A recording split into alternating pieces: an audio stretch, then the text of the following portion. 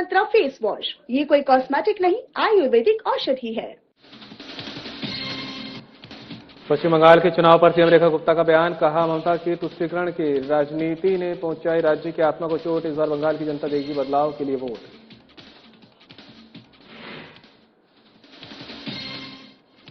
पश्चिम बंगाल के खड़गपुर से बीजेपी प्रत्याशी के पक्ष में रोड शो, दिल्ली की CM Rekha Gupta road show में हुई शामिल, कहा बंगाल इस बार परिवर्तन के लिए तैयार।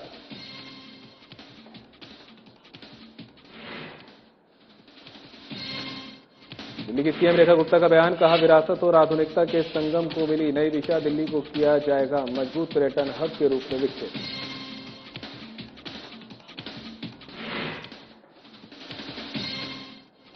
दिल्ली में अब जानवरों से क्रूरता पर होगी सख्त कार्रवाई, society for prevention of cruelty against animal पहल की शुरुआत, शिकायत पर डिस्ट्रिक्ट मजिस्ट्रेट संभालेंगे जिम्मेदारी। दिल्ली में यूपीएससी अचीवर्स अभिनंदन समारोह का आयोजन, दिल्ली की सीएम रेखा गुप्ता ने की शिरकत, सीएम रेखा ने किया अचीवर्स को संबोधित।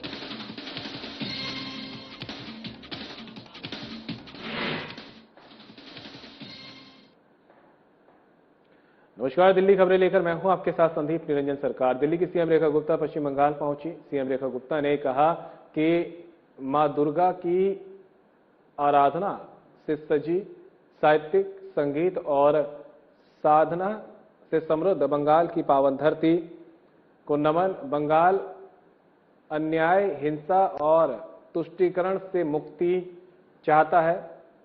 पश्चिम बंगाल अब परिवर्तन चाहता है। पीएम मोदी के नेतृत्व में सेवा, सुशासन और विकास के संकल्प के साथ बीजेपी को प्रदेश में अपार जन समर्थन मिल रहा है।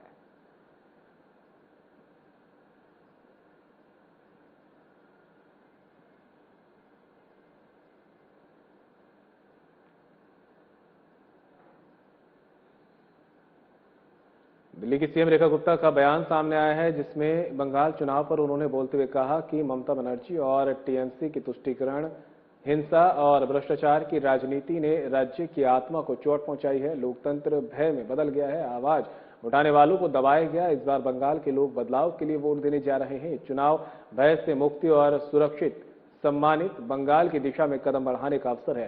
प्रधानमंत्री मोदी के नेतृत्व में बंगाल को विकास की नई राह मिलेगी।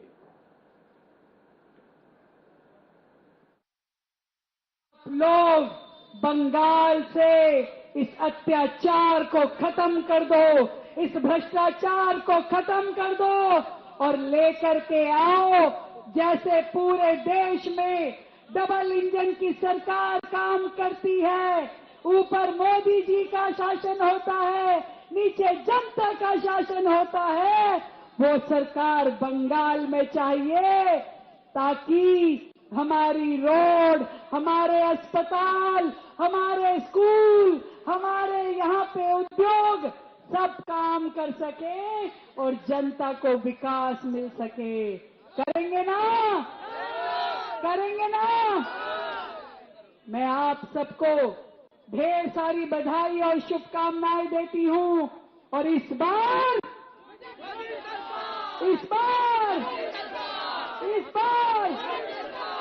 बहुत बहुत शुभकामनाएं आप सभी को, मेरे सभी कार्यकर्ताओं को, जिला अध्यक्षों को, प्रत्याशियों को और सबको बहुत बहुत शुभकामनाएं देती हुई इस बार दरकार है,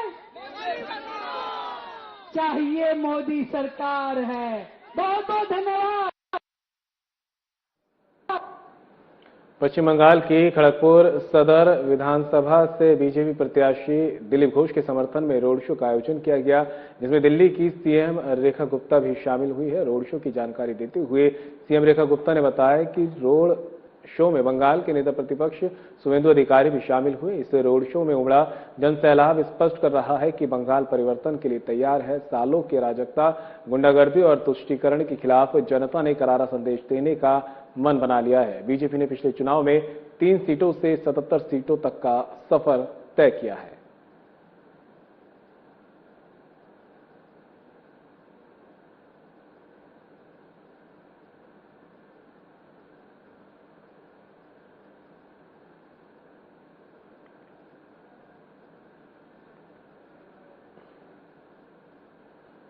दिल्ली की सीएम रेखा गुप्ता ने बताया कि पिछले 1 साल में पर्यटन विभाग ने विरासत और आधुनिकता के संगम को नई दिशा दी है। इस बार के बजट में ऐतिहासिक बढ़ोतरी की गई है ताकि पर्यटन, कला, संस्कृति और भाषा को और मजबूत किया जा सके। शहर के एंट्री गेट्स को भव्य वेलकम गेट्स में बदला जाएगा और दिल्ली को एक मजबूत पर्यटन हब के रूप में विकसित किया जाएगा ताकि दुनिया दिल्ली को उसकी पहचान और विकास दोनों के लिए जाने। संगम, हमारा टूरिज्म विभाग शानदार काम किया पिछले 1 साल में।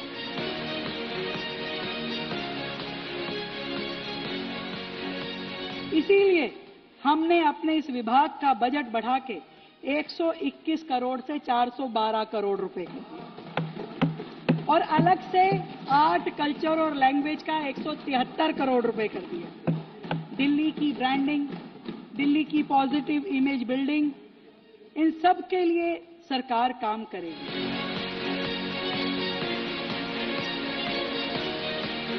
दिल्ली की जितनी एंट्रीज हैं, जितने एंट्री गेट हैं, उन सब के ब्यूटिफिकेशन का काम हम टूरिज्म के माध्यम से दिल्ली में करने वाले हैं। वो 13 एंट्री गेट, उनको शानदार वेलकम गेट के रूप में बनाया जाएगा।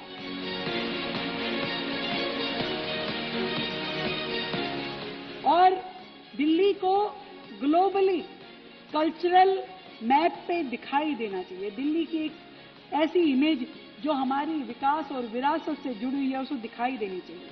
विरासत और आधुनिकता का संगम, हमारा टूरिज्म विभाग शानदार काम किया।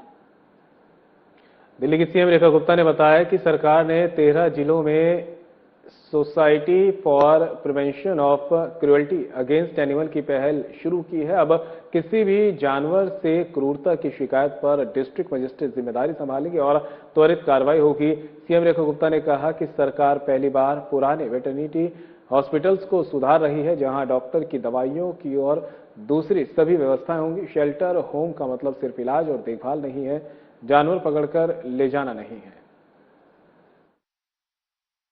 अपने दिल्ली शहर के सभी एनिमल लवर्स के लिए बताना चाहती हूँ कि सरकार ने 13 के 13 डिस्ट्रिक्ट्स में society for prevention of cruelty against animal, ये एक इनिशिएटिव लिया गया है जिससे शहर में किसी भी तरह की कोई भी कंप्लेंट अगर हमें किसी एनिमल पर क्रुएलिटी होते हुए मिलती है तो हम सख्त से सख्त एक्शन उस पर लेंगे, जिसे उस डिस्ट्रिक्ट के डिस्ट्रिक्ट मजिस्ट्रेट शेयर करेंगे। आज पूरे शहर में कहीं पे भी, चाहे वो गाय हो, चाहे वो डॉग हो, किसी भी एनिमल पर कोई क्रुएलिटी होते हुए कोई व्यक्ति देखता है और वो कंप्लेंट करता है तो सरकार इन कमेटीज के माध्यम से सख्त एक्शन उस पे लेगी। और हाँ, मैं उन सभी लोगों को क्लैरिटी देना चाहती हूँ जिन्होंने मेरी बजट स्पीच को गलत तरीके से लिया। मैंने कहा कि दिल्ली में जितने वेटनरी हॉस्पिटल्स हैं उन सबको रिवाइव किया जाएगा। कंकाल पड़े हुए वो सारे वेटनरी हॉस्पिटल जहाँ पे ना डॉक्टर है, ना व्यवस्था है, ना दवाइयाँ हैं, ना सर्जिकल इंस्ट्रूमेंट है, उन सबको रिवाइव करने के लिए पहली बार किसी सरकार ने इस तरह का इनिशिएटिव लिया है। और जो बात मैंने शेल्टर होम की करी, वो ये कहा कि इन वेटनरी हॉस्पिटल्स के साथ एसोसिएटेड शेल्टर होम होंगे जहां पे कोई घायल पशु ला करके रखा जा सकता है, जहां उसकी केयर हो सके और वहीं पर आकर के बाकी लोग भी उसकी केयर कर सके। इसका मतलब कतई ये नहीं है कि सबको पकड़ के वहां लाया जाने वाला है। मैं अपनी बात को बहुत ही क्लियर तरीके से कहना चाहती हूँ कि दिल्ली में जितने एनिमल्स हैं उनका ध्यान रखते हुए सरकार ने न केवल वेटनरी हॉस्पिटल्स को रिवाइव करने का, उसमें एप्रोप्रिएट डॉक्टर, मशीनरी और दवाइयां रखने का फैसला किया है, बल्कि साथ में ये जो सोसाइटीज हम बना रहे हैं जो कि पशुओं के प्रति क्रूरता दिखाने वाले, करने वाले लोगों के खिलाफ काम करेगी, इसके लिए भी मैं समझती हूँ कि दिल्ली राज्य में सख्त कदम उठाने की जरूरत थी, जिसे हमारी सरकार ने किया है। अब आप सबसे मेरी रिक्वेस्ट है कि इस बात को ज्यादा से ज्यादा लोगों तक पहुंचाएं ताकि हम सब मिलकर के एक मुहिम के साथ में अपने शहर के एनिमल्स को बचा पाए। धन्यवाद। जय हिंद, जय भारत। दिल्ली में यूपीएससी अचीवर्स अभिनंदन समारोह का आयोजन किया गया, जिसमें दिल्ली की मुख्यमंत्री रेखा गुप्ता ने भी शिरकत की है। यूपीएससी अचीवर्स को संबोधित सीएम रेखा गुप्ता ने इस दौरान किया है। उन्होंने क्या कुछ कहा है, आपको सुनाते हैं।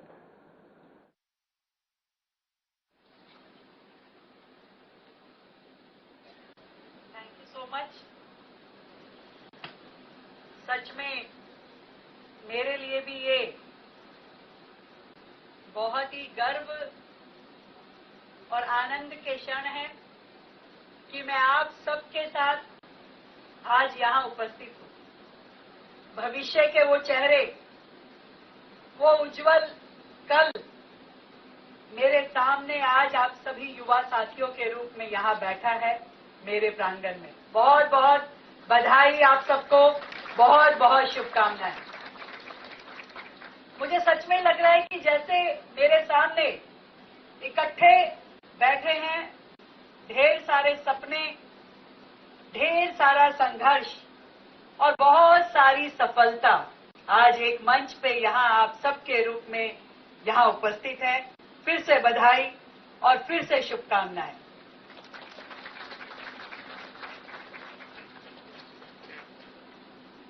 यहां बैठे हर युवा की आंखों में मुझे न जाने कितने ही वो आने वाले कल की चमक दिखाई दे रही है। क्या क्या करना है मुझे, वो सब योजनाएं दिखाई दे रही है। अपने लिए, समाज के लिए, देश के लिए जो आपके मन में चाव है कि आज अपने प्रोफाइल के साथ में, अपनी जॉब के साथ में, अपने दायित्व के साथ में जो सेवा करने का मौका मुझे मिलेगा, वो अपने आप में एक असाधारण अनुभूति है, जिसके लिए आपने न जाने कितनी ही रातें जग के निकाली, कितने ही क्षण जो कि आप मजा कर सकते थे, आराम कर सकते थे, वो आपने अपने मन को कस के कि नहीं, अभी नहीं, अभी मुझे पढ़ना है, अभी मुझे टीवी नहीं देखना, अभी मुझे मोबाइल यूज नहीं करना, अभी दोस्तों के साथ नहीं जाना, अभी सोना नहीं है, अभी रिश्तेदारों के साथ में पार्टी नहीं करनी है। सालों की ये तपस्या अब जाके रंग लाई। इसके लिए सच में आप और आपका पूरा परिवार, आपके शिक्षक, आपके मेंटोर, सभी लोग बधाई के पात्र हैं। और इस सफर में सच में अनगिनत त्याग है, आपके भी और परिवार के भी। राजीव वर्मा जी ने कहा कि वो साइलेंट डिवोशन, वो त्याग जो परिवार ने दिया। अभी जैसे पता चला कि मां ने अपनी नौकरी छोड़ दी बेटी के आगे की पढ़ाई के लिए, पेरेंट्स ने अपने लिए भी वो सब गाइडलाइन तैयार की होगी कि हाँ, मेरे बेटे को, मेरी बेटी को जिस चीज में मोटिवेशन मिले, आज परिवार में वही होना चाहिए। वो सारी रिस्ट्रिक्शंस आपने अपने ऊपर भी लगाई होगी जरूर, जिससे घर में पढ़ाई का माहौल बने, जिससे परिवार के बच्चे को आगे बढ़ने की ताकत मिले। आज दिल्ली सरकार का ये सौभाग्य है कि लाखों एग्जाम देने वाले लोगों में सैकड़ों जो बच्चे हमारे शहर के आगे बढ़े हैं, उसके लिए भी मैं बहुत खुश हूं और सभी पेरेंट्स को, सभी परिवारों को और सभी युवा साथियों को बहुत बधाई देती हूं। और ये कहना चाहती हूं कि ये मंजिल नहीं है भाई, कहीं इसको मंजिल समझ लो। यहां से तो आपकी जिम्मेदारियों की शुरुआत हुई है, ये नई शुरुआत है। एक फेज आपने अपने जीवन का समाप्त किया है, पर जो अगला फेज है वो सच में बहुत चैलेंजिंग भी है। और आपकी ये जितनी प्रतिभा है जो इतने सालों में आपने अर्जित की है, अब इसको इम्प्लीमेंट करने का टाइम आया है। और ये बात समझ लीजिए कि आप लोग अब कोई इंडिविजुअल पर्सनैलिटी नहीं है, इस भारत देश का स्टील फ्रेम है। सरदार वल्लभ भाई पटेल जी ने कहा कि जो हमारे सिविल सर्वेंट होते हैं वो पूरे भारत का, पूरे देश का वो फ्रेमवर्क होते हैं, उतना मजबूत फ्रेमवर्क होते हैं जिसमें इस देश का भविष्य बनाया जाना है। और सच में कई बार मैं सोचती हूँ कि आजादी के 78 साल हो चुके हैं, क्या सच में भारत वहां तक पहुंचा जहां तक हमें पहुंचना चाहिए था इस 78 साल में? आज से 10-11 साल पहले, मोदी जी के आने से पहले भी हमें बहुत सारी चीजें ऐसी सुनाई देती थी कि देश में ओपन डेफिकेशन है, शौचालय नहीं है, कितने ही हजारों गांवों में बिजली नहीं पहुंची थी। आज भी लोगों को नल के माध्यम से जल नहीं मिलता, लोग सर पे मटके उठा करके कुएं से बाल्टी भर के पानी लाने पे आज भी वो जिंदगी चल रही है कहीं ना कहीं देश के किसी कोने में। और शायद वो आप सबका इंतजार कर रही हैं कि आप आए और उस सिचुएशन से उनको बाहर निकालें, देश को सही मायने में विकास की पटरी पे लेके चलें।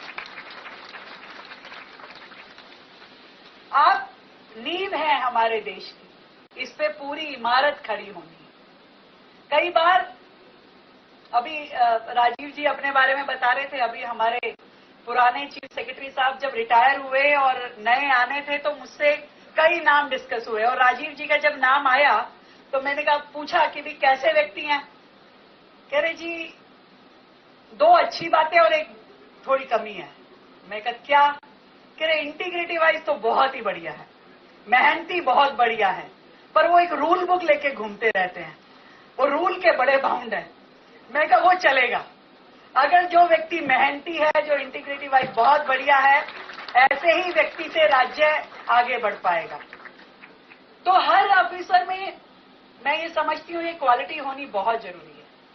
सरकार या नेता विश बताते हैं कि ऐसा होना चाहिए, उस तक पहुंचने का रास्ता जो है वो ऑफिसर सुझाता है, उसको इम्प्लीमेंट कोई करता है तो ऑफिसर करता है। हमारे सारे डीएम यहां बैठे हैं, जब भी दिल्ली राज्य में कुछ नया करने का मेरा मन हुआ, मैंने हमेशा उनके जिम्मे लगाया। दिल्ली में तो कलेक्टर डीएम वनेंद्र सिंह, तो और मुझे खुशी है कि जब भी जो काम उनके जिम्मे लगा उन्होंने मुझे पूरा करके दिया, और मैं बड़ी खुश होती हूँ कि ऐसी ऊर्जावान टीम हमारे पास है। हमने कहा छठ भव्य तरीके से मनानी है, आप सब ने तैयारी करके शानदार दिल्ली में छठ मनाई। हमने कहा हजारों कावड़ यात्री दिल्ली में आते हैं, उनके लिए बेस्ट अरेंजमेंट होनी चाहिए। They have done their best for the public. और ऐसे ही जब जो चैलेंजेस हुए, बाढ़ की सिचुएशन आई, कभी कोई और क्लाइमेटी की बात हुई, हमारे सारे ऑफिसर्स, और मुझे आज भी वो ध्यान है जब ऑपरेशन सिंदूर के बादल पूरे देश पे छाए थे और देश की राजधानी दिल्ली भी बहुत सोच में थी, संकट में थी, तब हमारे इन्हीं ऑफिसर्स ने पूरे राज्य को कैसे एक सिक्योरिटी रूफ में लेना है उसके लिए प्लान किया। और मुझे कहा कि आप बिल्कुल निश्चिंत हो रहिए मैम कि हम अपने दिल्ली राज्य पे कम से कम कोई आंच नहीं आने देंगे। तो ये आप सबकी ताकत है, और आप सब ने केवल चेंज नहीं, इम्पैक्टफुल ट्रांसफॉर्मेशन देश में हो, इसके लिए प्लान करना है। आपके आइडियाज, आपकी इनोवेशन, आपका आज का अपडेटेड टेक्नोलॉजीज को यूज करने का तरीका हमारे इस एडमिनिस्ट्रेशन को और बेहतर बनाने वाला है। एक युवा फोर्स जब इस देश में आगे बढ़कर के जिम्मेवारियां उठाएगी तो मुझे पूरा भरोसा है कि आप जब जहां जाएंगे वहां बेहतरी लेके आएंगे, वहां विकास लेके आएंगे। आज जिस तरीके से हम सब यहां इकट्ठे हुए हैं, मुझे कहा कि सालों बाद या शायद पहली बार दिल्ली के प्लेटफॉर्म पे ऐसा कार्यक्रम हो रहा है, पर मैं सही बताती हूं कि आपसे ज्यादा खुशी मुझे हो रही है, क्योंकि आप सबके चेहरे में मुझे इस देश का भविष्य नजर आ रहा है। एक नेक्स्ट जनरेशन रिफॉर्म की जब हम बातें करते हैं, एक नए विजन की जब हम बातें करते हैं, तो आप सब मुझे उसका माध्यम दिखाई देते हैं। क्योंकि जब तक हमारे ऑफिसर्स उस विजन के साथ खड़े नहीं होंगे जो हम सब लोग मिलकर के इस देश के लिए देखते हैं, तब तक वो चीज संभव ही नहीं है। और विकसित भारत के तो आप सब आर्किटेक्ट हैं। आप सबके नेतृत्व में, आप सबके माध्यम से ही हमारा देश विजन 2047 की जिसकी हम बात पूरा देश कर रहा है, जब देश की आजादी को 100 साल पूरे होंगे, उस समय जरूर हम सब पीछे मुड़ के देखेंगे कि हम सब की क्या भूमिका उसमें रही है, मेरे कारण से क्या चेंज मैं अपने देश की प्रगति में या देश के लोगों के लाइफस्टाइल में, दिनचर्या में, उनके चेहरे पे मुस्कुराहट लाने के लिए कर पाया, ये हम सब के लिए एक पैरामीटर होगा। और मैं ये भी मानती हूँ कि हर व्यक्ति तो देश की सरहद पे जाके बंदूक उठा के खड़ा नहीं हो सकता। कुछ लोगों को देश की लड़ाई सरहद पे लड़नी पड़ती है और कुछ को अंदर रह करके। और आज जो मोर्चा हम सबको मिला है वो मिला है कि हमें देश के अंदर रह के देश में विपरीत परिस्थितियों से लड़ना है और उन सब से पार पाना है। मैं आप सबको अपनी ओर से बहुत ढेर सारी बधाई देते हुए ये कहना चाहती हूं कि ये एग्जाम जो आपने क्लियर किया, ये पोजीशन जो आपने हासिल की, ये केवल पावर पाने के लिए नहीं है भाई।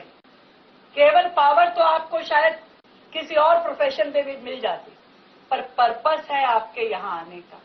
तो पर्पस के साथ जब पावर हो तो आप ये समझिए कि परिवर्तन तभी संभव होता है। और परिवर्तन के लिए आप सब लोग बनाए गए हो, ईश्वर ने आप पे कृपा की है, परिवार ने आपका सहयोग किया है। और मैं लक्ष्य अग्रवाल जिसने दिल्ली सरकार की बात की कि आज वो यहाँ तक पहुंचा, तो दिल्ली एडमिनिस्ट्रेशन का, दिल्ली सरकार और ऐसे लाखों बच्चों को सरकारें पढ़ाती है, उसमें से कुछ बच्चे सच में आगे बढ़ करके अपना भविष्य निर्माण कर पाते हैं। पर मैं आज दिल्ली राज्य की मुख्यमंत्री होने के नाते अपने इस सपने को जरूर कहना चाहूंगी कि दिल्ली सरकार का हर स्कूल, हर कॉलेज इतना बेहतर हो, उसका इंफ्रास्ट्रक्चर, उसकी फैसिलिटीज इतनी बेहतर हो कि हमारा हर बच्चा लक्ष्य सिंगल बन करके, लक्ष्य अग्रवाल बन करके आगे आए। जो वो बनना चाहे, डॉक्टर बनना चाहे, इंजीनियर बनना चाहे, आगे बढ़ना चाहे, उसको करने के मौके सरकार के माध्यम से मिलने चाहिए। हर लड़ाई इस कमी के कारण कि मेरे परिवार के पास रिसोर्सेज नहीं है, इस कारण से हमारा कोई युवा कभी फेल नहीं होना चाहिए। ये फेलियर होगा तो सरकारों का होगा। मैं ये चाहती हूं सरकार इस कदर मजबूत सिस्टम खड़ा करे कि हमारा हर बच्चा पास होके निकले और जीवन में हर मुकाम जो वो चाहता है उसे हासिल करे। बहुत बहुत अनुज से लेकर के हर स्टूडेंट को, हर विद्यार्थी को, हर हमारे एस्पिरेंट को मैं बहुत बधाई देती हूं। आपकी मेहनत ने सच में कमाल कर दिया और आपके रहते हुए देश में ना कोई गांव पीछे रहे, ना कोई परिवार पीछे रहे और ना ही कोई नागरिक पीछे रहे। आपके कारण वो आगे बढ़े, ऐसी मेरी कामनाएं हैं। आप सबको एक बार फिर से ढेर सारी बधाई, शुभकामनाएं। जय हिंद, जय भारती। और फिलहाल बुलेटिन में मेरे साथ इतना ही। दीजिए इजाजत। नमस्कार।